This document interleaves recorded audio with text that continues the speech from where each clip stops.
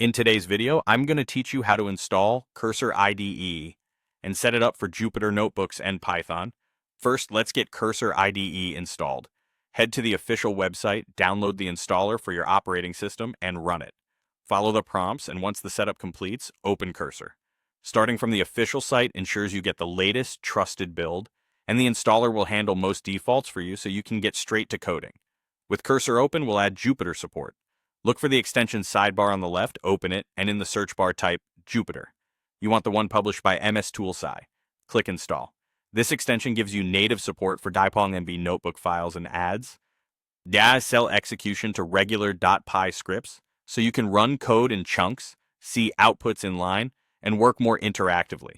After the install, you may see prompts to enable features. Accept those so everything is wired up properly. Next, configure your Python interpreter. Make sure you already have a working Python environment on your system. In Cursor, open the command palette with Ctrl+Shift+P on Windows or Linux, or CMD+Shift+P on macOS. Start typing Python, select Interpreter, then select it. You'll see a list of available environments. Pick the interpreter that matches the version and environment you plan to use for your work.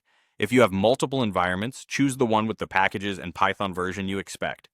This selection tells Cursor and the Jupyter extension exactly which Python runtime to use. Finally, install any libraries you need.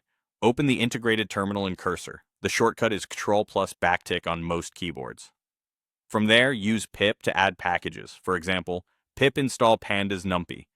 If you want to be certain the packages install into the same interpreter you selected, a helpful tip is to run Python, pip install followed by the package name, which ties pip to that interpreter. You can repeat this for any additional tools you need. That's it. You've installed Cursor from the official source, enabled the Jupyter extension for notebooks and cell-based workflows, selected the correct Python interpreter, and added your essential libraries using the built-in terminal. You're now ready to open a notebook or a Python file and enjoy a smooth, interactive coding experience right inside Cursor.